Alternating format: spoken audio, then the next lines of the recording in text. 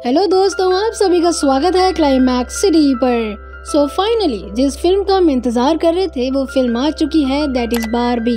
Guys, इस बार Barbie non live action movie नहीं, लाइव एक्शन मूवी है जिसे डायरेक्ट किया था ग्रेटा गेरविग ने। एंड रही बात लीड कैरेक्टर्स की, तो मार्गरेट रॉबी और रायन गोसलिंग ने बारबी एंड केन का रोल बहुत अच्छी तरह निभाया, जैसे फिल्म काफी ज्यादा इंटरेस्टिंग लगती है।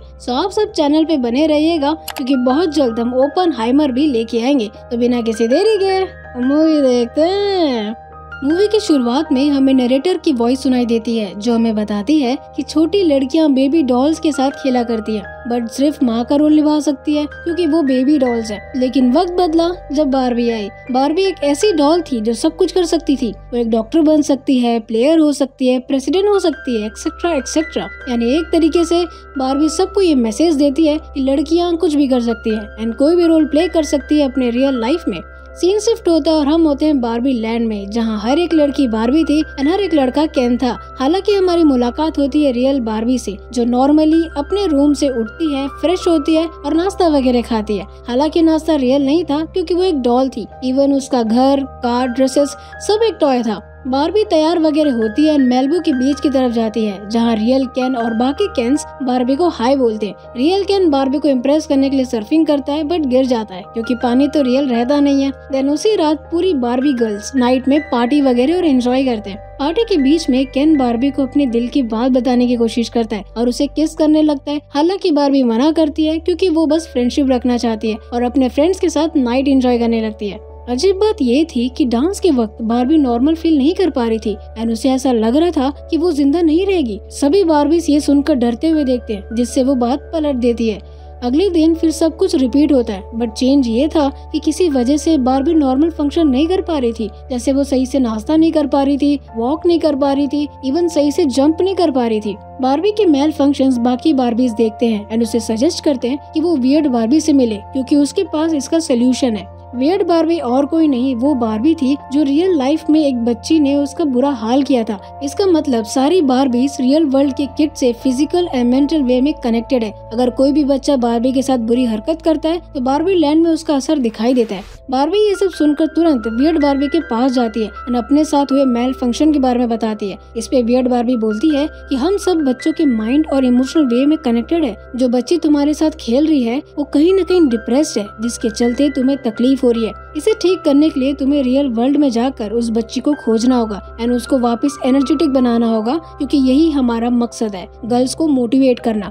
यहाँ बारबी रियल वर्ल्ड में जाने की तैयारी करती है कि दूसरी तरफ केन बाकी केन्स के साथ शर्त लगाता है कि वो बारबी को इम्प्रेस कर देगा, जिसके चलते वो बारबी के कार में जाके छुप जाता है। बारबी वियर्ड बारबी के बताए रास्ते से रियल वर्ल्ड में जाती है कि उसे केन गाड़ी में दिखाई देता है, जिससे वो शॉक होती है एंड उसे वापस जाने के लिए कहती है। लेकिन केन जिद करता है, इसलिए बारबी उसे अपने साथ रियल वर्ल्ड में लेके आ जाती है। यहाँ रियल वर्ल्ड में पहुँचने के बाद बारबी की बॉडी बिल्कुल इंसानों के टाइप दिखने लग गया था। अब क्योंकि बारबी और केन अजीब कपड़ों में थे, इसलिए आसपास के सभी लोग उन्हें देख के हंसने लगते हैं। साथ ही एक लड़का बारबी को छेड़ता है, जिससे बारबी उसे थप्पड़ मारती है एंड वो दोनों को जेल में पनिशमेंट मिल जाता है। ऐसी कई चीजें वो कर देते हैं जिसके चलते वो कई बार जेल में जाते हैं, जहाँ उनका फोटो, सिग्नेचर सब रिकॉर्ड हो जाता है। जेल से निकलने के बाद सबसे पहला काम था बच्ची को ढूंढना, इसलिए बारबी वियर्ड बारबी के वर्ड्स को फॉलो करते हुए एक जगह बैठती है और आंखें बंद करती है, जहाँ उसे एक विजन दिखाई देता है जिसमें एक लड़की का बचपन दिखाया जाता है कि वो पहले बारबी डॉल के साथ खेला करती थी, देन धीरे धीरे वो बड़ी होती चली गई और पढ़ाई और स्ट्रेस के चलते अपसेट होने लगी। ये देखकर बारबी की आंखों से आंसू बहने लगते हैं। इस सीन में हमें उस बच्ची की मॉम का चेहरा दिखाया नहीं जाता। दूसरी तरफ केन, जो बारबी की बात मानकर उसको थोड़े समय के लिए अकेले छोड़ के घूमने चला जाता है। शहर में घूमने से उसे दिखाई देता है कि रियल वर्ल्ड में लड़के काफी बेस्ट हैं। वो अपने हिसाब से रहते हैं, जिम जाते हैं और हॉर्स राइडिंग वगैरह करते हैं। ये सब देखकर केन बहुत ही ज्यादा खुश होता है और भागते हुए बारबी के पास आता है, जो रियल वर्ल्ड के इमोशंस को समझने की कोशिश कर रही थी पार्क में बैठे लोगों को देखकर। अब क्योंकि बारबी को भी विजन के थ्रू पता चल गया था कि वो बच्ची कौन से स्कूल में पढ़ती है, इसलिए केन उसे ये बात नहीं बताता एंड बारबी के साथ स्कूल चले जाता है। नेक्स्ट सीन में हम देखते हैं कि लॉस एंजल्स के मेटल हेडक्वार्टर, जिसने ये बारबी वाला वाला कंसेप्ट निकाला था, वहाँ पुलिस ऑफिसर का फोन आता है जो उन्हें बारबी और केन के बारे में बताते हैं। अब क्योंकि ये पहली बार नहीं हुआ था, एक बार और स्किपर नाम की डॉल यहाँ आ चुकी थी, तब काफी प्रॉब्लम्स हुई थी। इसलिए ये खबर सुनते ही कंपनी का एक एम्प्लॉय एरिन सीईओ को ये बात बताने जाता है। सीईओ के कमरे के बाहर ग्लोरी नाम की लड़की बैठी हुई थी जिसने बारबी के वियर्ड ड्राइंग्स बनाई थी। वो एरिन को दिखाती है, लेकिन एरिन सीईओ से मिलने की बात करता है। ग्लोरी मना करती है क्योंकि सीईओ किसी मीटिंग में थे। फिर भी एरिन जबरदस्ती अंदर जाता है और सीईओ को बारबी और केन के बारे में बताता है। खबर सुनते ही सीईओ उन दोनों को जल्द से जल्द खोजकर वापस बारबी लैंड में भेजने का ऑर्डर देते हैं। यहाँ बारबी अपने विजन की हेल्प से उस बच्ची के स्कूल में जाती है एंड केन अपने आसपास के लड़कों को स्ट्रॉन्ग होते हुए देखता है, इसलिए वो अमेरिकन पेट्रिकल सिस्टम के बारे में बुक्स लेता है। इसमें लड़कों के पावर के बारे में डिस्क्राइब किया रहता है जो अपने एडवांटेजेस को पूरा कर सकते हैं। हालांकि केन काफी खुश फील कर रहा था क्योंकि यहाँ उसे सब इम्पोर्टेंट और एक्सेप्टेड फील करवा रहे थे। मीनवाइल बारबी उस लड़की जिसका नाम साशा था उससे मिलती है जो कि एक टीनेज लड़की थी। बारबी अपने इंट्रोडक्शन देती है जिससे साशा और उसके फ्रेंड्स मजाक उड़ाते हैं, प्लस उससे कहते हैं कि तुम बेकार हो एंड अनरियलिस्टिक ब्यूटी स्टैंडर्ड्स है तुम्हारे जो रियलिटी में पॉसिबल ही नहीं है। ये सुनकर बारबी एकदम शॉक हो जाती है क्योंकि उसने ये चीज एक्सपेक्ट नहीं किया था। रियल वर्ल्ड में लड़कियां उससे हेट करती हैं, इसलिए बारबी रोते हुए जाती है और एक जगह बैठ जाती है। तभी वहाँ मेटल कंपनी के लोग आते हैं। बारबी रोते हुए उन्हें सब कुछ बताती है, इसलिए बिना ना कहे बारबी उनके साथ जाने के लिए तैयार हो जाती है। केन जो ये सब छुप के देख रहा था बारबी को बचाने की बजाय डिसाइड करता है कि वो बाकी केन्स को पेट्रिकल सिस्टम के बारे में बताएगा ताकि वो इम्पोर्टेंट फील कर सके। खैर, मेटल कंपनी के लोग बारबी को लेके जाते हैं। सरप्राइजिंगली हम देखते हैं कि ग्लोरी वहाँ अपनी बेटी को स्कूल से पिकअप करने के लिए आई थी एंड उसकी बेटी और कोई नहीं साशा थी। साशा की बात सुनते ग्लोरी कार का पीछा तेजी से करने लगती है। ऐसा लग रहा था कि साशा से ज्यादा ग्लोरी बारबी की फैन है। अब क्योंकि उसे स्किपर वाली बात पता थी इसलिए वो जल्द से जल्द उसे पकड़ने की कोशिश करती है। यहाँ मेटल के सीईओ के सामने बारबी आ गई थी। वो उससे वापस जाने के लिए बोलते हैं ये कहकर कि यहाँ सब ठीक है। प्लस केन का एक क्लिप दिखाया जाता है कि वो तो बारबी लैंड के लिए चला भी गया खुशी खुशी। बारबी देखती है कि मेटल कंपनी के बोर्ड डायरेक्टर्स में कोई भी लड़की नहीं है, सब लड़के थे। ये देखकर बारबी को काफी अजीब फील हो रहा था, इसलिए जैसे ही एम्प्लॉयज बारबी को बॉक्स में रखने वाले रहते हैं वो वॉशरूम का बहाना करके वहाँ से भागती है एंड कंपनी के बोर्ड डायरेक्टर्स इंक्लूडिंग सीईओ उसे पकड़ने के लिए जाते हैं। भागते भागते वो एक कमरे में जाते हैं जहाँ एक ओल्ड लेडी बैठी हुई थी जो फॉर्मर सीईओ थी। वो बारबी को अपने साथ बैठाती है और उसे कंफर्टेबल फील करवाती है। हालांकि बारबी कुछ ढंग से खा पी नहीं पाती क्योंकि यहाँ सब रियल था। मीनवाइल डायरेक्टर्स के आने की आवाज आने लगती है, इसलिए वो ओल्ड लेडी बारबी को सीक्रेट रास्ते से बाहर जाने बोलती है। बारबी बिल्डिंग से बाहर आ जाती है और उसके पीछे डायरेक्टर्स भी आ गए थे। इससे पहले वो उसे पकड़ते वहाँ ग्लोरी एंड साशा आ जाते हैं और बारबी को अपने कार में लेके जाते हैं। कार में पता चल जाता है कि वो बच्ची दरअसल साशा नहीं ग्लोरी थी। जी हाँ, ग्लोरी साशा के साथ बारबी का गेम खेलती थी, लेकिन साशा बड़ी हो गई जिससे उसने खेलना और टाइम स्पेंड करना बंद कर दिया था। इसलिए याद में बारबी की डॉल वो अपने साथ रखती थी। But as usual Glory upset हो जाती है एंड वियर्ड ड्राइंग्स बनाती है जिसका असर बारबी में हो रहा था। इसी दौरान सभी मेटल कंपनी के लोग कार से उनका पीछा करने लगते हैं और बारबी उनसे बचने के लिए आइडिया देती है कि वो सब बारबी लैंड में जा सकते हैं। वो तीनों बारबी की कार से बारबी लैंड में जाते हैं। रास्ते में बारबी और ग्लोरी काफी एंजॉय करते हैं जिससे साशा थोड़ा शॉक होती है क्योंकि उसने अपनी मॉम को कभी इतना खुश होते हुए नहीं देखा था।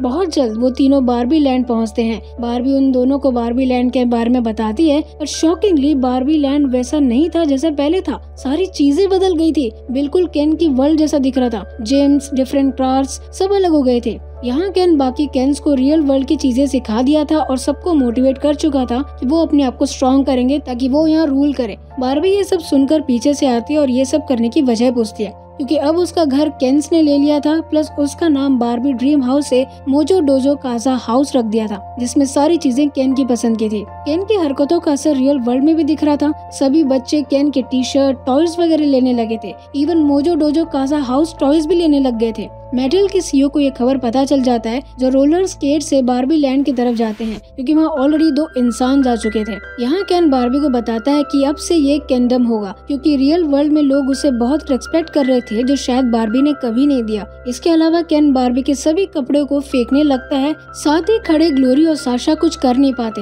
हालांकि ग्लोरी समझ गई थी कि केन पेट्रिकल सिस्टम फॉलो कर रहा है एंड बहुत जल्द बारबी लैंड का कॉन्स्टिट्यूशन को हैंडल करने लगेगा। एनीवे, बारबी लैंड की बाकी बारबीज को केन्स ने सबमिसिव रोल्स करने के लिए मजबूर कर दिया था जैसे house wives, maids and agreeable girlfriends.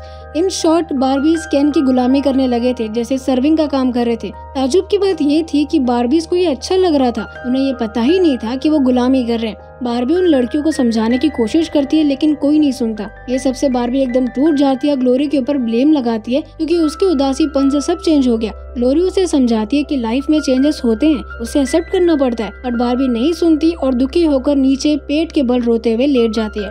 Sasha और ग्लोरी वहाँ से वापस अपने रियल वर्ल्ड में जाने लगते हैं।